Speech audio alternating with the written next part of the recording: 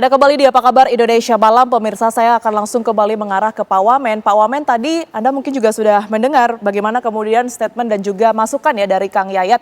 Yang penting didahulukan adalah sebenarnya perencanaan dulu. Ini seberapa jauh sungai yang kemudian ini dilibatkan dalam 3 lokasi itu gitu ya. Dan juga berapa anggaran serta targetnya begitu. Sejauh ini informasi yang sudah dikumpulkan oleh tim Satgas sendiri seperti apa Pak Wamen?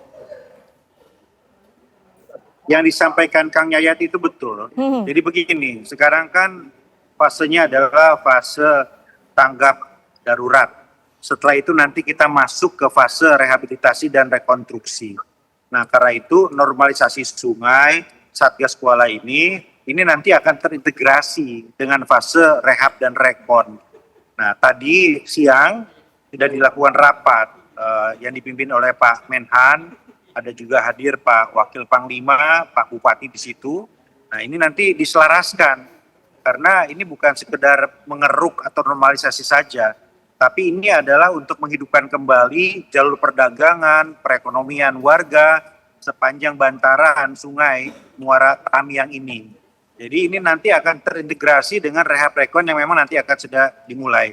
Karena itu mutlak tentu perencanaannya matang, perhitungannya di titik-titik mana saja, dan targetnya adalah warga yang mana yang nanti tentu akan memberikan dampak bagi kesejahteraan perekonomian warga. Gitu. Jadi sekali lagi Satgas Kuala ini akan terintegrasi dengan kegiatan-kegiatan rehabilitasi dan rekonstruksi untuk membangkitkan perekonomian warga dan melakukan normalisasi dari kehidupan warga.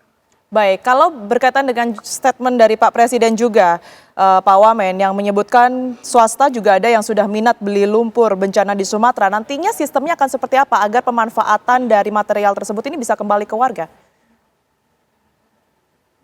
Ya tentu perintah Bapak Presiden itu kami tindak lanjuti agar bisa dipastikan nanti manfaatnya langsung dirasakan kepada warga dan koordinasinya di lapangan seperti apa, pembagian tugas antara kementerian dengan provinsi dan juga pemerintah kota kabupaten begitu. Jadi nanti tentu teknisnya akan dimatangkan kembali baik di Satgas Kuala maupun nanti bentuknya apakah di badan atau Satgas Rehabilitasi dan Rekonstruksi nanti.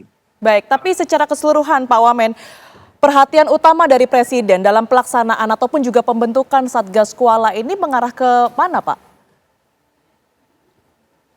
Ya Presiden tentu melihat dalam potret yang lebih besar dari hulu ke hilir, tidak saja penanganan cepat ya untuk kondisi darurat pengungsi, dibuatkan huntara, kemudian nanti huntap gitu, atensi beliau kepada kondisi pengungsi ya. Seperti kami di sini, ini kami mengerahkan 1.100 lebih praja IPDN yang melakukan fungsi normalisasi dari kantor-kantor pemerintahan. Sebulan nanti kami akan ada di sini di Aceh Tamiang ini. Ya, tetapi Presiden juga tentu fokus juga pada apa yang disampaikan Pak Bupati tadi, di hulunya, penyebabnya. Jangan sampai kemudian kita melakukan rehabilitasi, rekonstruksi fisik, tetapi persoalan-persoalan di hulunya tidak tertangani dengan baik.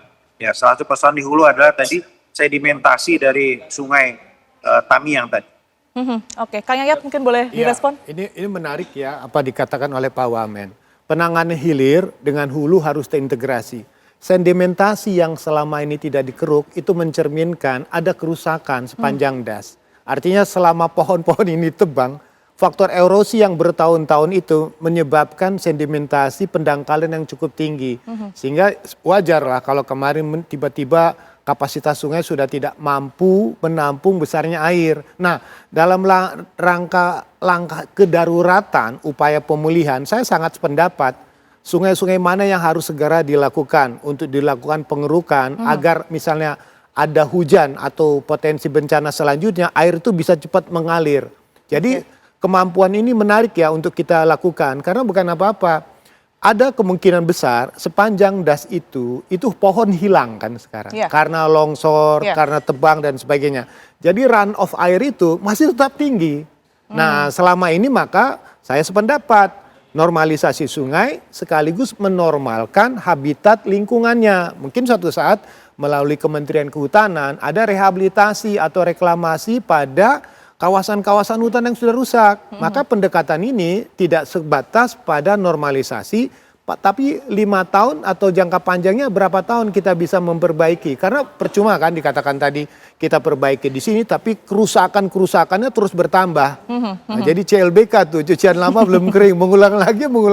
Itu yang Nah, itu dihindari ya? Dihindari. Okay. Terus ada catatan penting lagi, saya sependapat juga ada kemungkinan untuk penataan untuk aspek pemulihan ekonomi sepanjang koridor dari das aliran sungai itu. Itu penting menurut saya agar masyarakat bisa punya kegiatan aktivitas baru. Minimal menurut saya kalau nanti suatu saat ada rencana rekonstruksi rumah, ya pembangunan tuh ada bahan baku material dari lumpur misalnya menjadi bata atau sebagainya, fabrikasinya dibangun di situ.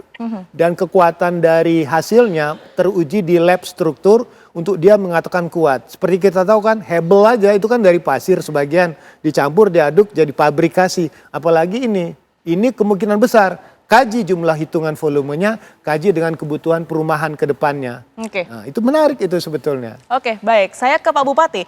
Pak Bupati, berdasarkan data dan juga fakta di lapangan ya, sebenarnya kebijakan-kebijakan yang saat ini tengah dirancang oleh pemerintah dalam rangka percepatan penanganan ini sudah seberapa efektifkah? Dan juga apakah sudah tepat sasaran menurut Anda? Ya, kalau saya melihat secara umum Mbak Tiara, saya pikir ini semua tahapan sudah sesuai dengan aturan dan ketentuan yang berlaku. Artinya masa darurat ini mungkin akan segera berakhir sehingga kita masuk kepada transisi atau pemulihan, kemudian bisa berbarengan dengan rehabilitasi dan rekonstruksi. Saya pikir apa yang diarahkan oleh pemerintah pusat, ini saya pikir sudah tepat Mbak Tiara. Tinggal bagaimana barangkali kami di daerah ini berkoordinasi dengan pemerintah pusat, dengan Mendagri dan BNPB, bagaimana untuk penanganan pasca bencana di Kabupaten Gelues ini. Masa darurat saya pikir sudah selesai, mungkin tanggal 8 kami juga akan berakhir masa daruratnya, dan kami akan masuk kepada masa pemulihan. Nah setelah itu baru ke rehabilitasi dan rekonstruksi. Dan yang paling penting bagi kami Mbak Tiara, karena ada 5.500 kepala keluarga yang hari ini rumahnya rusak berat, rusak sedang, dan rusak ringan. Saya berharap memang untuk Untara sendiri itu bisa kita prioritaskan. Apalagi ini kita akan masuk bulan Ramadan. Saya pikir, saya berharap sebelum bulan Ramadan ini semua Untara ini bisa terselesaikan sehingga masyarakat kita bisa nyaman tinggal di rumah sementara. Saya pikir sudah cukup layak untuk ditinggal sementara sebelum pemerintah membangunkan hunian tetapnya gitu Mbak Tiara. Baik, 5.500 Huntara ditargetkan sebelum Ramadan gitu ya, diharapkan oleh warga bisa segera dihuni. Tapi kan juga perlu adanya data administratif yang kemudian ini bisa memudahkan realisasi hal tersebut. Sejauh ini apakah ada kendala berkaitan dengan data administratif Pak Bupati? Pendataan terus berlangsung. Kemarin beberapa minggu yang lalu kami sudah mengirimkan data sementara untuk Huntara itu sebanyak 3.032 kepala keluarga yang sudah kita kirimkan, dan mudah-mudahan ini bisa kita prioritaskan. Kemudian terkait dengan lahan Huntara juga ini sudah kita siapkan semuanya. Ada lahan pemerintah dan ada lahan yang kita pinjamkan dari masyarakat yang memberikan pinjaman pemakaian lahannya untuk pembangunan Huntara.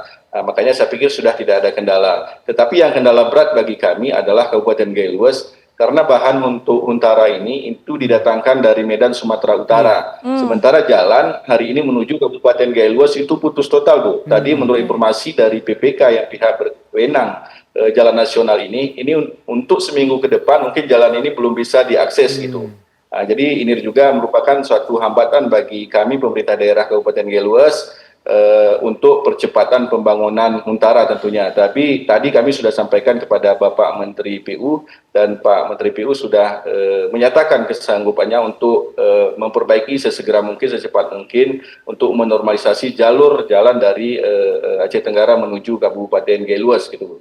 Baik, mungkin bisa segera direspon juga ya Pak Wamen, sekalipun tadi juga dari PU menjanjikan ada perbaikan, tapi kan 5.500 ini terdampak, diharapkan sebelum Lebaran ataupun juga bulan puasa ini bisa segera ditempati, namun untuk membangunnya akses jalannya ini masih terputus. Seperti apa Pak Wamen? Sekarang ini yang penting adalah bagaimana kita mengintegrasikan data-data kebutuhan warga. Kemarin kami dipimpin oleh Pak Menko PMK, Pak Pratik, ini fokus kepada mengintegrasikan database tadi. Sehingga mana yang bisa kita lakukan segera, siapa dengan alokasi dari mana, itu bisa lebih cepat dikoordinasikan begitu. Nah, kami Kemendagri sendiri akan fokus untuk mengintegrasikan data di Dukcapil begitu ya, agar ada bantuan, ada bantuan dari Kemensos, ada bantuan juga dari Kementerian UMKM. Kemudian ada bantuan-bantuan infrastruktur dari Kementerian PU, ada bantuan perumahan, ada Danantara dan lain-lain, banyak sekali. Nah, ini mengintegrasikan ini semua menjadi hal yang sangat penting dan mana yang harus diprioritaskan begitu. Nah, Kemendagri dalam hal ini tentu memfasilitasi itu. Kemendagri dalam hal ini membantu untuk melakukan kompilasi pendataan tadi agar bisa terintegrasi dengan baik. Oke, sinergitas itulah yang kemudian ini dinantikan oleh masyarakat begitu ya. Menarik tadi sebelumnya juga sempat terputus bahwa Pak Wamen menyebutkan ada 1.000 praja IPDN yang juga dilibatkan gitu ya Pak ya. Ini tentunya turut membantu percepatan penanganan juga. Tapi 1 bulan mereka di sana ini mungkin bisa dijelaskan Pak Wamen, tugas pokok mereka sendiri seperti apa?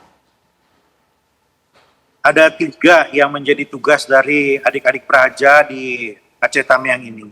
Pertama, ini kan kantor pemerintahan ini lumpuh, dinas-dinas ini nggak berfungsi karena terendam lumpur dan juga alat-alat dan lain-lain.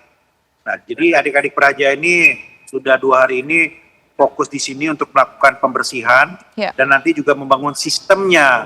Nah, yang kedua adalah ada sekolah-sekolah yang sekarang sangat terdampak yang dibantu untuk dibersihkan agar kegiatan belajar mengajar juga bisa segera dimulai.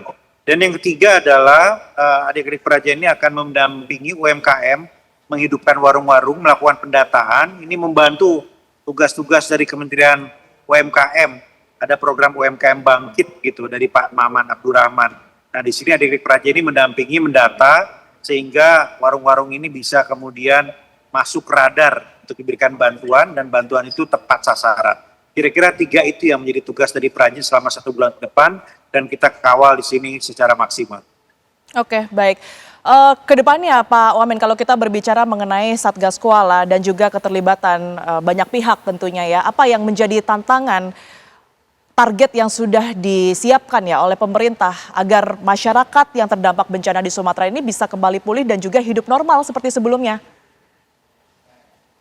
Ya, seperti yang saya sampaikan tadi, pemerintah ini totalitas, habis-habisan. Semua kementerian ini turun ke sini, ke semua daerah yang terdampak. Ya, tantangannya adalah satu, seperti saya sampaikan, data ini harus terintegrasi sehingga bisa kita tentukan bersama prioritas mana dan tahapannya seperti apa. Yang kedua tentu bagaimana kita membagi fokus kita dan lokus kita agar semua kita bantu secara maksimal. Tidak saja di Aceh Tamiang, tapi juga Aceh Utara, Aceh Timur, Bener Meriah, Gayo Luas, dan lain-lain. Nah, itu tantangannya itu kan tidak mudah, ya, tidak mudah. Nah, karena itu segera diperlukan sebetulnya satu badan Satgas yang bisa mengkoordinir ini semua memasuki fase rehabilitasi dan rekonstruksi. Baik, semoga seluruh tantangan tersebut ini bisa segera dijawab dengan adanya Satgas yang kemudian ini dibentuk bahu-membahu bersinergi untuk memulihkan kondisi Sumatera begitu ya. Pak Wamen, terima kasih banyak. Ini segmen akhir dari Pak Wamen, tapi apa kabar Indonesia Malam masih terus berlanjut untuk Anda pemirsa setelah jeda berikut ini.